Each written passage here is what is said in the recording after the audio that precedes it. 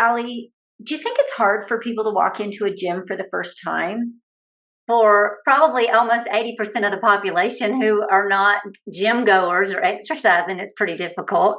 And our guest today, Miss Ann Gilbert, owns a women's only facility in Florida called Fit Her Health and Fitness for Women. And she knows all about how to get women in and help them to feel part of a community. And before we dive in, let's give a shout out to our listener today, Deborah Whitcomb. Thanks for being a Girls Talk Healthy Aging listener. Let's dive in. Welcome to the Girls Talk Healthy Aging podcast, where we dive deep into pressing health and fitness issues facing aging women. I'm Alli Kerr. And I'm Shawna Kaminski. And together we'll bring candid conversations, expert advice, and personal stories that will inspire and empower you on your own wellness journey. I feel right at home talking to our guest today because she also owns a women's health and fitness center down in Florida. So we want to welcome you to our show today, Miss Ann Gilbert. Welcome. Thank you so much for having me. Thank you so much. I can't get my words out clearly today, but you're the owner of Fit Her Health and Fitness for Women. And I want to know how long you've been in the business of working with women in fitness. About 42 years, actually. I think I'm the grandmother of the group across the world. But I actually started my career in a women's only tiny little boutique studio way back when I was 27 years old, and I was an obese young mom. And I looked for a community to go to when my husband came home from work. And he actually worked from Sunday to Thursday. So I was alone with 3 children in diapers, and believe it or not, ladies, cloth diapers at the time for those 4 days. And I created a bad habit and gained a lot of weight over that period of time very quickly. And I wanted to escape. And it wasn't about the scale or the size. It was because I just wanted my own place. And I found this little boutique called Shape Up, believe it or not, tiny little room with 6 pieces of pink selectorized equipment and no group fitness. And I went on Friday because that's when my husband came home, right? And they couldn't keep it open on Friday because no one wanted to work on the weekends. So I said, I'll work. That was my first job in the fitness industry. And it was, believe it or not, a women's only small, tiny boutique. Taught my first class there by putting on the Jane Fonda record on the record player over there and literally laid as a larger woman on top of a table to demonstrate to the other 3 people that I recruited to be my members, right? On actually doing the Jane Fonda record. Can you believe that? Wow. I can't believe that you are an obese young mom. I know Shawna's face, we both were like, wait a minute, what? I know. Yeah. You're tiny. I'm looking at you and you're a tiny little lady. How are you an obese mom at 27? Do you know, I was an athlete my whole life. And cheerleader and professional sales. I raced sailboats throughout the Midwest, and I was athletic my entire life. And this is what happened. I stopped and had babies. So I became sedentary very, very quickly. And along with that became uncomfortable habits that I felt were driven probably from that era of postnatal depression, maybe. I don't know. It was never diagnosed. But being alone with the 3 babies, who I dearly love, they're my best friends, all grown and very healthy now.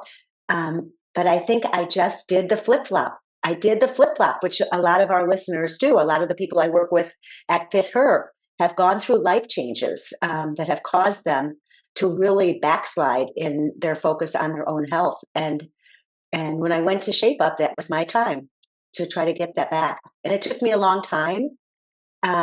There wasn't a health coach to help at the time. There were no medications like there are now to assist. There were no Instagram influencers to tell me what to eat. So I asked my pediatrician. That was the only professional I knew. And it was interesting. He said, and I'm going to tell you exactly what he told me to eat. This was my first meal plan as a young mom trying to lose her baby weight that I had gotten had babies 3 years in a row, right? He said a head of lettuce. Oh, hang on, don't freak. A head of lettuce, 2 large cans of tuna, and a large sweet potato, and chop it all up and separate it into 5 meals. So, me being as high strung as I probably now know that I am, I chopped that lettuce in 5 little triangles and dumped the tuna on top and, chopped up the sweet potato. I did cook it first, I knew that much. And those were my 5 mini meals. And of course, it was way too few calories. We know that now, ladies, right? But that was the start of my first meal prep. Crazy. Wow. I know. We've come a long way. I mean, the pendulum has swung so far from really no access to information. Like you were just struggling to find out what should you do. And then now, like there's way too much and a lot of misinformation, which is equally as confusing. So, wow. And it's our competition. If you think about it nowadays, in today's fitness sector, the competition is that influencing from all different loads, and people are like overloaded. Yeah. Absolutely. Yes. And you were a mom of three. And I love that you talk about the postpartum thing, because that is something that some of our young listeners may be dealing with. And, that again, you didn't really have any help with that. So you're a tough gal. Tough gal, yeah, right. Making time for ourselves is probably the biggest thing that we really have a hard time doing at any age as a woman, wouldn't you say? Especially if you're nursing babies and changing diapers by yourself. But yes, it is something that I can coach the young gals on now, but it's really the same whether it's postpartum or perimenopause or menopause or active aging or losing a spouse when you're older. It's still, women do not feel as though they have the right to make time for themselves. I really believe that. Yeah, I definitely see that working with ladies, and I know Shawna works with gals as well. And that's one of the things I love having you on, because it is different working with just female clients. And you, I know, have worked with all different ages. What is your target now? Tell us about your clientele now and where they're at in life, what your kind of sweet spot is. Well, it's interesting because if you had asked me that 3 years ago, I would say that Fit Her had really evolved into an older active adult community. And yet the majority of people, and I've done this recently, put a big dry erase board up and asked them to write with a marker how many years they've been a member with us, because the club has been there for 35 years. So a couple of years ago, I would have said it was an active older adult. And you know what? It's switching. The active older adults are still there, and they're getting stronger because they definitely are lifting heavier as part of their periodization and to stay strong and really fight frailty. But we're seeing a huge influx in women that feel comfortable in their own skin, and we can meet them where they are because they've had bad experiences in clubs that were overcrowded, or they felt people were taking too many pictures and they didn't feel comfortable in their own skin, exactly the same way I felt when I had found Shape Up. They walk in the door and it's clean, it's fresh, it's feminine, but we have everything the gym down the street would have, but we really promote that community that involves building their confidence. Our real goal in even we still have an open gym area, although mainly we promote our classes and our programs. We really want them to feel comfortable in the gym setting, not only in their own skin and looking themselves in the mirror, but as they grow old to be able to walk into any facility and know what to do. So we're big on education. And today, I would say we are still active with older adults, but we're really seeing an influx of the younger gals. They love our free weight equipment, and they're feeling much more confident, and they're referring their members. So we're in a boom right now of both age groups. We also have Kids Zone for young moms, but we really love seeing the mix on the workout floor. This morning alone, the 20-year-old, the 80-year-old on the workout floor together, doing the Romanian deadlifts, together. So it's kind of cool. it's really great that women, over 50, 60, 70 plus are starting to catch what we're pitching related to resistance training and, staying strong and overcoming frailty. And what's really wonderful is when we can hit that younger demographic, because as they age, they are going to come into their 60s, 70s, 80s with so much more muscle and strength and bone density. So kudos to you. You're obviously doing a lot right in your facility. And I think it's the attitude of creating a safe space. I don't think that a lot of women feel safe in many gym environments. Mm-hmm. I agree 100%. And when we have conversation now, we almost have a motivational interview with people when they come into the facility rather than a sales pitch. Like, let's sit down and let me show you the prices. But instead, to really feel that we can relate to where they're coming when they walk in the door. Last week, I signed up a member that had actually told me she sat in the parking lot for 3 weeks. Since before Christmas, she had been sitting in the parking lot trying to make the decision to walk through the club doors.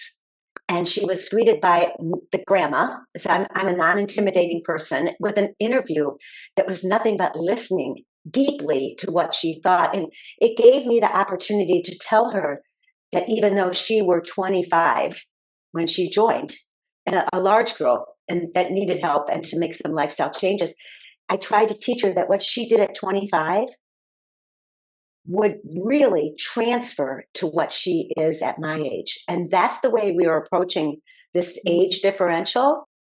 At 40, if you're not doing anything, you're in a midlife crisis, because if you're not doing something at 40, you're not going to do anything at 70. And 70 is when you want to have that last inning, and you're not going to be able to hit the ball. You're going to sit on the bench in the last inning. So that emotional type of conversation is the way that we meet and greet people, to make them realize they need and deserve to make time for themselves now, because it definitely transfers to my age. And that's how I relate to the younger people. We're going to interrupt this interview for just a second because we've got something we want to make sure that you know.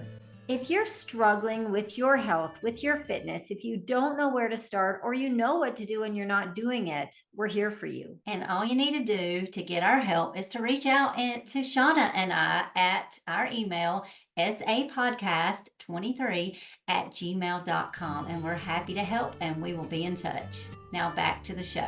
I was going to say that I have had that ladies tell me the same thing, and that they've driven by several times and maybe parked across the street and watched the ladies going in and out to see, am I going to fit in here? Is this my kind of place? Like, that's one of the things that I don't think that a lot of us may realize, how challenging and how intimidating the fitness world can be for someone who is not fit or has not done exercise or has never been to a gym, or maybe has been to a gym and had a bad experience, as you talked about. That's a big deal. So I know that there's some of our listeners that can relate. Do you know, I think if it's my turn, I've got to say something right here. Is that okay? Yep. My turn? Yes. Okay. Do you know, I work with lots of operators across the world, all across the world. Last year I traveled all the way across the world teaching and educating. And one of the things I still see is that a lot of the operators are really focusing their programming, their integration, their assessments on that 20% that have been there.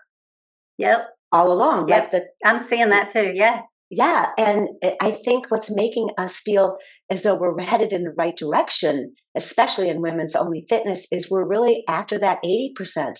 80% of the women in Tampa, beautiful Tampa, 80% of the women in Tampa are not exercising in what you and I call traditional fitness sectors.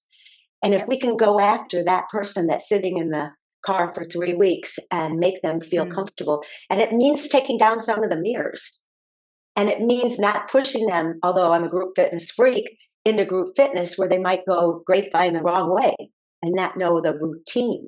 But finding a place in the facility where they can feel comfortable. We have dividers up in different areas where people can have private conversations. And we have a massage room and a recovery room and places where people can just join to do a massage, and not necessarily be thrown in yet into what I want them to do, which is cardio and sets and reps, but to make them think that that's what I sell has been wrong.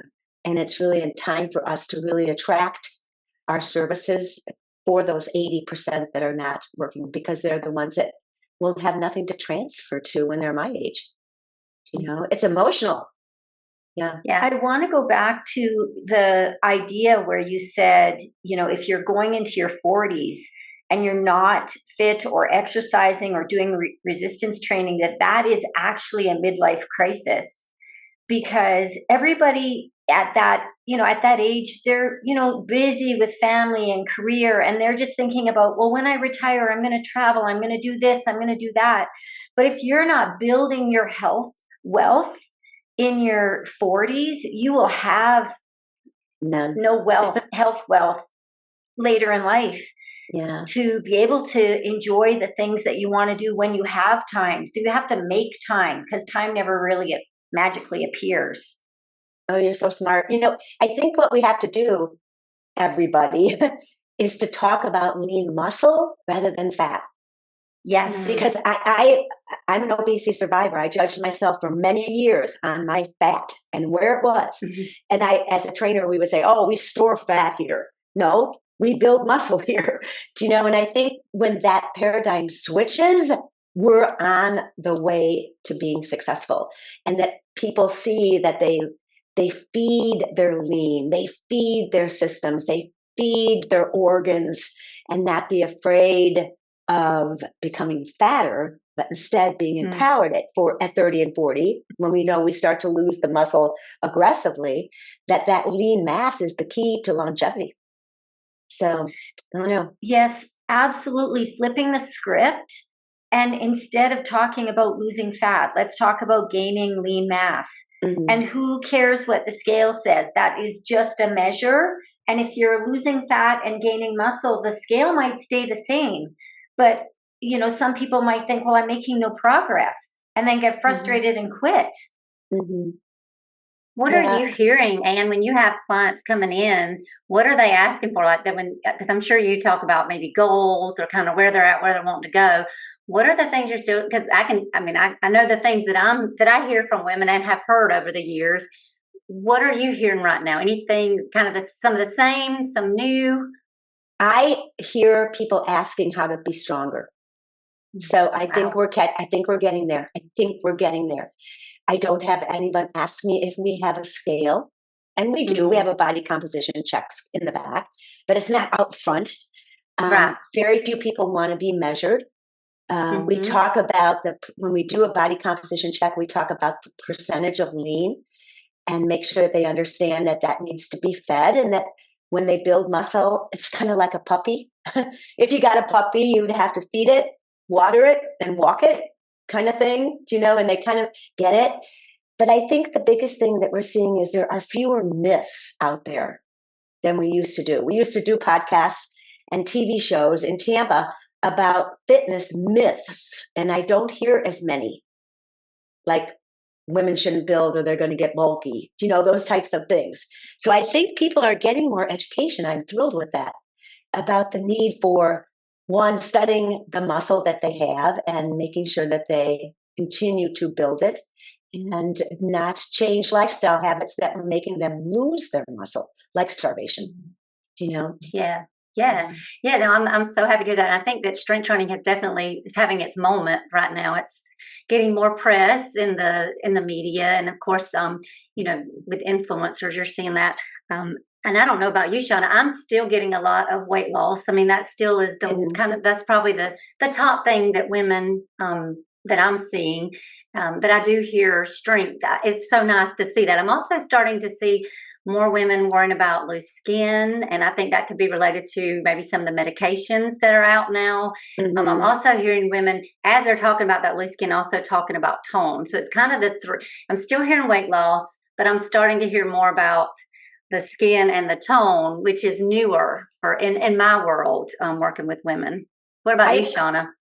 Well, I was just going to say I do agree that the strength training or resistance training message is getting out there. Less myths that we're going to become big and bulky. Less people are thinking that that is like that's directly going to happen. Where I see the confusion more than ever is with nutrition. Mm-hmm. And so I was going to ask you, sorry, I'm switching gears a little bit, but how are you addressing that? How would you address the nutrition piece? Because that is a huge piece of the puzzle. Once we get people moving, then fueling them appropriately is very important. I think strong communities are probably pretty smart now and offering nutritional solutions throughout their facility, depending on how big it is. But we do a couple things that are pretty unique. One of them is we have a Wellness Wednesday, and the Wellness Wednesday is every single Wednesday. We meet. There's no fee attached. It's part of being part of our community, and they can bring any questions, and it allows us to have a kind of a nutrition support group, if you will, within the club. Okay, and we do invite our dietitian to come. We invite some fit pros that have nutrition programs within our club, but it's a free source and it's non-intimidating. So they can start by saying, this is what I'm eating. Is this a good thing? We also have a lunch and learn that is more structured, if you will, once a month. This month, we're doing the magic of macros, and then we try to get information out there about something that's very, very specific so that it draws them into making their own decisions. We do have a dietitian-supported software for fee that's available. But what we're seeing is a big, big push for an increase in education. Our blogs are all about nutrition, and we always start with that breaking the myth thing. But I can't, let's break the myth. And so the new Wellness Wednesday is a great idea to bring up. It's easy to do whether you're virtual or in person. And then we do the more structured lunch and learn. All the trainers that want to be involved in lunch and learns can sell their expertise and also bring the food, which is fun. So there's always a recipe exchange. But we do have a meal planning program available if they choose to purchase through our club. And that's how we handle it. We're all offer food logs, food journaling, but we're not so strict as we are better listeners. What are you doing at home? How do you feel, for instance, Shawna, how do you feel on the day you have it all aligned? Instead of saying, should, because I've come out of this new nutrition world where people have held their finger up like this. Yeah. You should be eating this much protein. You should be drinking this much water. You should be eating by this time in the morning. You shouldn't eat anything white after 2. Remember all that? For years, we've been living with these fingers. I grew up in a household with shoulders. We were almost shamed if we did something wrong. And I think this support group approach really allows us to say, what does it feel like when you have everything aligned in one day, so that they can tell the rest of the group about the fabulous day they had last Thursday. And people can go, oh, I want to try that too. And that's the approach that we're taking right now. If our members are GLP-1 customers, they're probably working with a nutritionist. If not, we're asking them to seek out that information. So we're not crossing our scope of practice, but we're offering that safe place for conversation. So I don't know. I think the biggest thing, and your members are extremely lucky that you're taking this approach, but I think for others listening that aren't fortunate enough to be in your sphere, is just to find that trusted person, trusted community where you can ask questions and not be shoulded. And feel open to be honest with your questions and get science-based information. And then, because there's so many ways that one can handle nutrition successfully, there's not just one way. And lots of people are so militant that you must do it this specific way. But that is wrong. There's many ways. And each person has to find, there's some basic nutrition principles that we need to follow. You know, we can't just all live on Skittles and be healthy just because that's our food of choice. But once we've covered the basics, there's a lot of ways to manage nutrition. And it's really a choose your own adventure once you've handled the basic nutrition. So I really love how you are offering the nutrition piece. And I encourage anybody that's listening to find that trusted person, whether it be you, lucky people in your area, or if, you know, there's a lot of virtual opportunities for that as well. So I agree. I think the majority of people still think they want to join a facility because they want to lose weight. That's still the number one pain point, right? And I don't know what to eat. What should I do? And I think but I really feel as though we need to back off as a fitness sector, stop the shoulding, and maybe even reskill or upskill the trainers, myself included, because I've gone through many phases where I was a shoulder, right? Because there's rules to the road. And losing weight is a job. I have said that before, and there's a job description that goes along with it. But we still are not really inviting that 80% into our sector if we're going to put a finger up in their face. So I agree. It's trust. And it's trust when they come to Wellness Wednesday, that there'll be something that they can relate to for their family and themselves. And they trust that the information that we're giving is appropriate and supported by our dietitian. If not, we introduce them to the dietitian, you know, so we feel like we've covered those bases. But I do feel as though people avoid nutrition, even though they think they're just going to exercise their brains out and see some type of body composition. I still think starvation is huge, the way it was in my era. Huge. And that was the cabbage soup diet and the banana diet and all those freaky things that we tried. And it really was just a huge reduction in calories. And, but at that time, starvation didn't take the food brain away or the food noise away. Nowadays, people are controlling their food noise a little bit better. In the past, when we starved, we were still obsessed about food. So I'm starting to see and like the fact that some things are being controlled a little bit more as far as food brain goes. So it's not an obsession. You know, I think that when food takes over somebody's world, exercise becomes optional to them.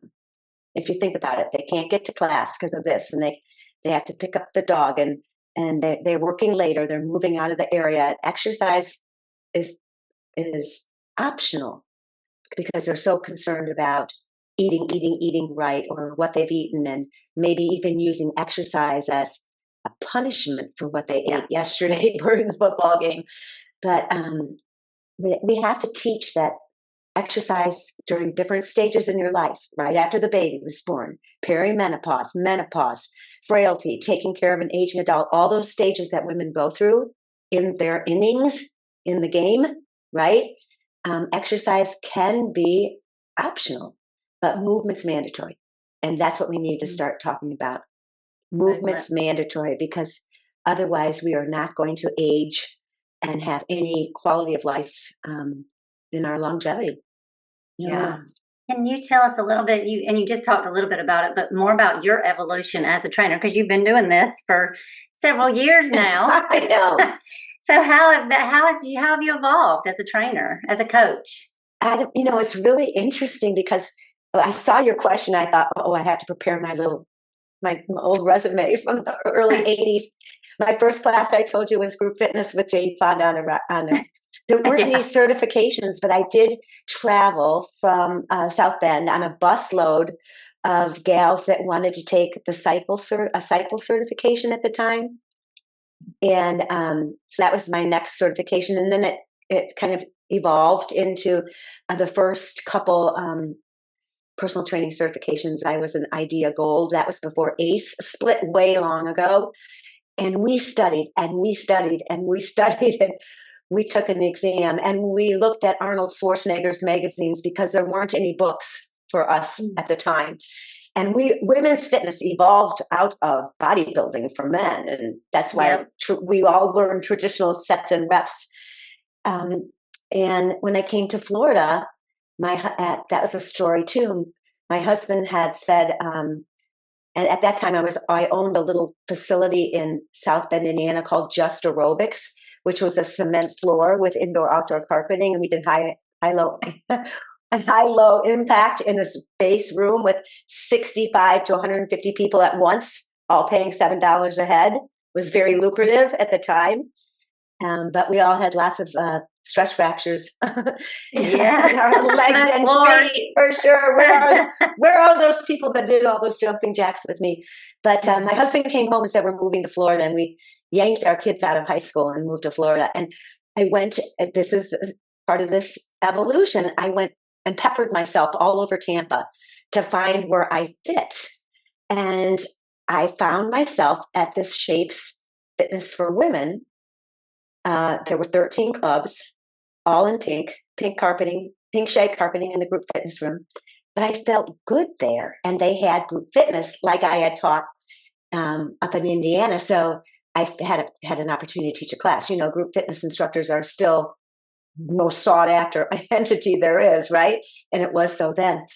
But there weren't any trainers. And I had been a successful trainer up in the South Bend, Indiana area. So I introduced training to women, and it was sold by the general manager. So it was easy for me to sell. I wasn't a great salesperson. And, you know, we aren't as trainers really great about asking for money. We're great about calories and muscle, right? So I asked this general manager if she could sell the training packages for me as an add-on service. This was a long time ago in the early 90s. So she started selling year memberships with 6 months of training. So that's how I evolved into having my customers for a 6-month period. So I was able to put them into different categories or different departments. And then I became a departmental type of trainer where we did walk-off weight programs and we did Bible study and exercise classes.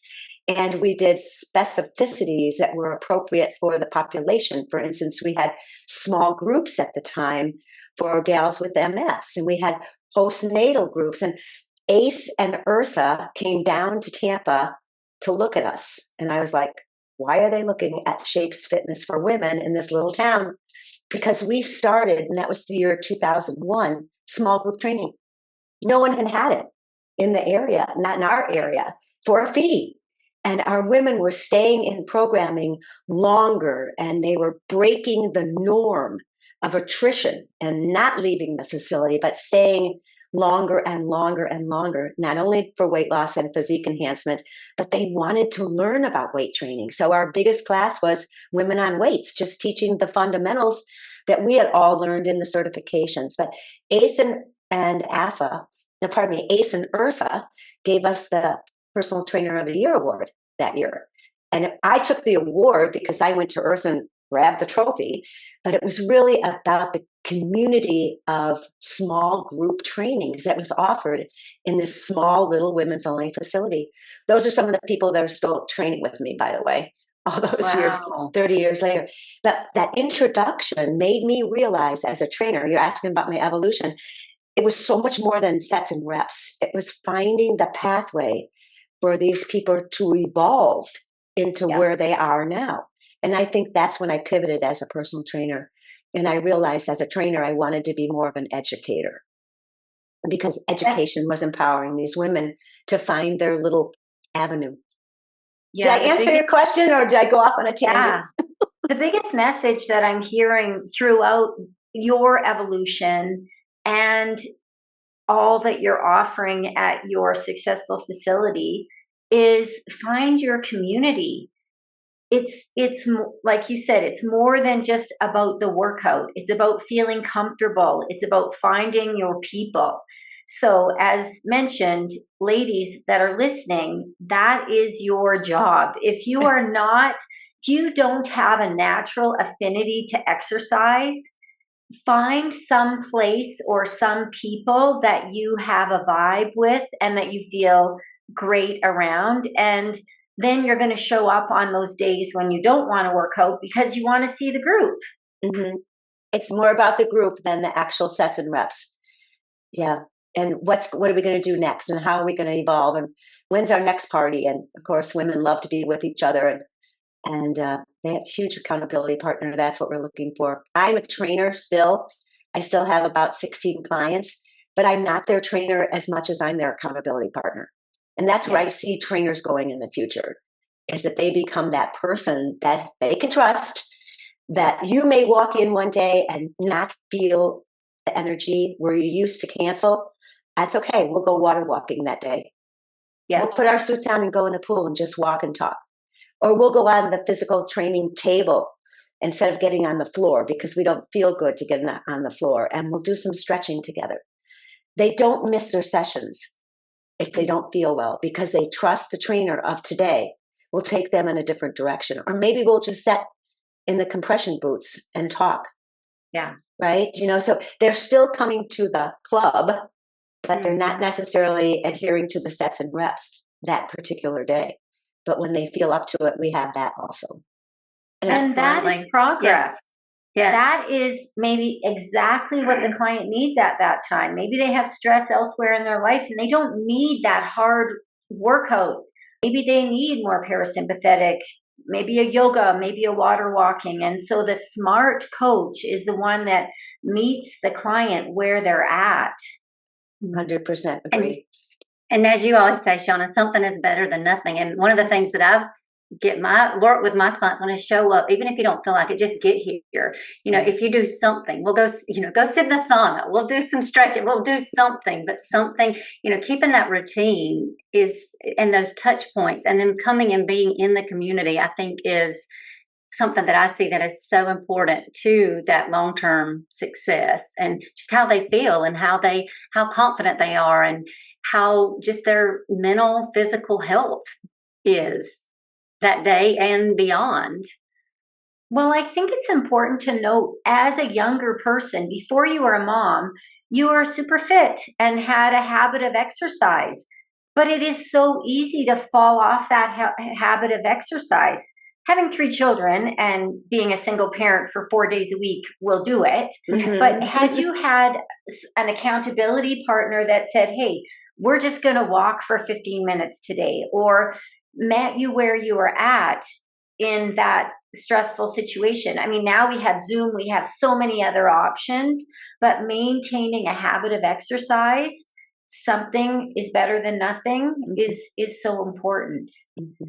And if you had a wish for our listeners today, what would it be?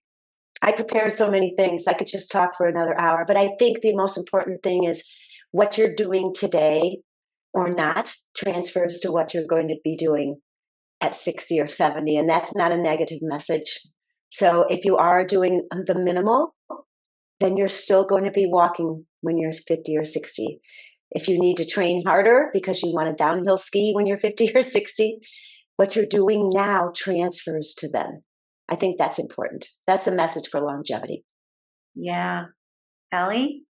My wish would be to show up for your sessions or for yourself or for your whatever it is you're doing, for movement, showing up, even if you don't feel like it, do something.